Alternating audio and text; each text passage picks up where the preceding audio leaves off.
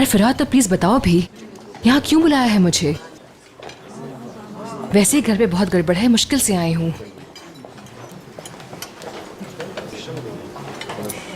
यारिन, मैं तुम्हें फोन पे कुछ नहीं बता सका। जरूरी बात है, फोन पे नहीं हो सकती थी। क्या?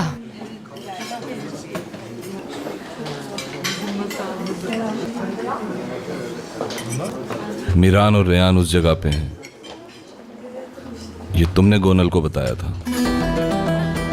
मैं समझी नहीं। भला मुझे कैसे पता चलता कि उस वक्त कहाँ थे वो दोनों? उस दिन जब हम दोनों साथ बैठे थे, उस वक्त मेरे फोन पे एक मैसेज आया था। फिराद, तुम कहना क्या चाहते हो? हाँ, तुम ये सोच रहे हो कि मैं तुम्हारे मैसेजेस पढ़ रही थी?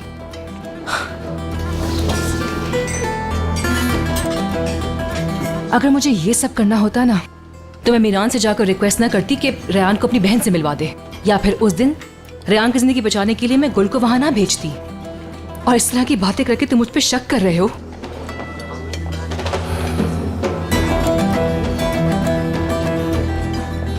आई एम सॉरी, मेरे कहने का यह मतलब नहीं था, लेकिन वो लोग जहां पे रुके हुए थे मेरे अलावा किसी को नहीं पता था।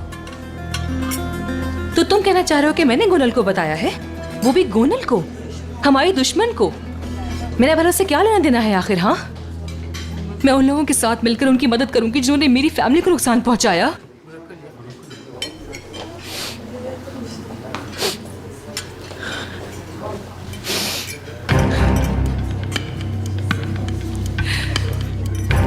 तुम्हें नहीं पता फिराद, हम किस कर्ब से गुजर रहे हैं। अब भाई रेयान के साथ आ गया है,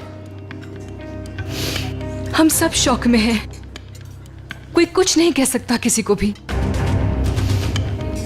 मेरे माँ बाप शदीद डिप्रेशन में हैं और ये हालत मेरे अंकल की भी हो गई है।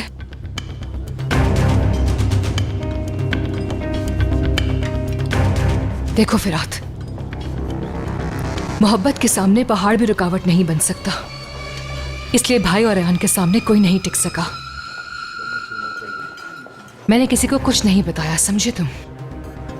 रेहान चाहे दुनिया में किसी कोने में भी होती ना, भाई ढूंढ लेता उसको।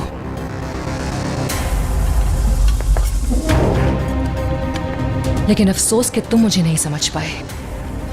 तुमने मुझ पे इल्जाम लगाया है ना, तुम्हें शर्म आनी चाहिए फिराद।